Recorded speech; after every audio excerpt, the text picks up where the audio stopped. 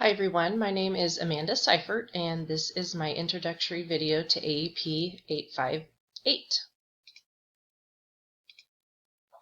A little bit about myself. I am a kindergarten teacher at Beloit Elementary School in Beloit, Kansas. I just completed my 12th year of teaching. While here, I've taught 2 years as a Title I teacher, and I worked with 3rd and 5th graders in that program and was also in charge of the MTSS program. Then I switched to preschool and taught for 2 years, moved to 1st grade and taught for 2 years, and then I have been, will be starting my 7th year teaching kindergarten. So I really like kindergarten. Hope to spend many more years there. We have got a great team and work really well together, so I'm very fortunate about that. I grew up in Minneapolis, Kansas. After graduating, I received a degree from Kansas State University in social work and practiced social work for about a year. I intended to be a social worker in a school district, so I've always kind of wanted to end up in the school system. However, at that time, that really wasn't available. So I had done some work with the special education department and realized that teaching is kind of where I wanted to spend my time. So while we lived in Hays, Kansas, I went back to Fort Hays State University and got my bachelor's in education. And I'm headed back now, obviously, and will complete my master's degree in 2021. We've been married for 17 years. My husband is a teacher and now a principal here at Beloit Junior Senior High School. We have 5 children. Our oldest son is 15. We have a daughter who's 13, a daughter who's 7, and then 5-year-old boy-girl twins who will be in kindergarten next year. So I'm excited to have them join our group. We have 3 sections of kindergarten here in Beloit, so they'll be with one of my dear friends and not with me. I get to play mom and not teacher. So the goals I have for this class and just for myself right now, I want to go ahead and get my reading specialist certificate. I don't plan to become a reading specialist. What I want to use it for is to just help better myself as a teacher, to help serve the students in my classroom. I just feel like, we put forth some of those basic foundational skills in kindergarten, and so I would like to be able to do a better job teaching them. Next will be the information about Beloit Elementary School. We're a rural Kansas school. We are a Title I school, which I assume everybody knows what that is, but we just offer supplemental academic services and behavior services. It's based off of our total number of low income and free and reduced lunches. Our school, like I said, is kind of rural. We're a small town, so we have 46% free and reduced lunch students here in our district. We are a Gemini 1 redesigned school.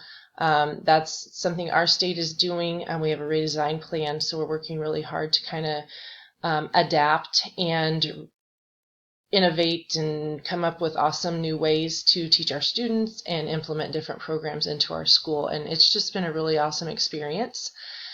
District-wide, we have 810 students.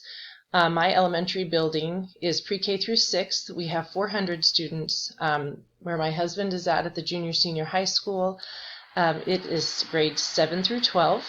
And this junior high is grades 7 and 8. They have 110 students, and 9 through 12 has 225.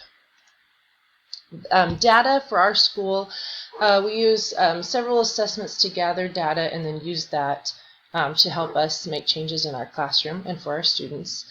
In kindergarten alone is kind of where I'm going to focus. We do Ames web testing 3 times a year. The PASS test, which I've heard other people on their programs use as well. This we use really for just our students who are in our Title I program. However, my fellow teachers and I have talked about how we would like to give that to all of our students. I think there's some really good information that comes from that PASS test. I'd like to talk to some of you who actually do that for all of your students and how you budget that into your day and do that. We also have professional learning communities, which we call PLCs. They're grade level meetings where we get to meet the 3 kindergarten teachers along with our Title I teacher and our special ed teacher. So it's really awesome to be able to pull information from those other teachers and the data that our Title I teacher gathers on the kids she's working with, and how we can just make different changes in our classroom, what we can do to better serve our children. So it's a great team.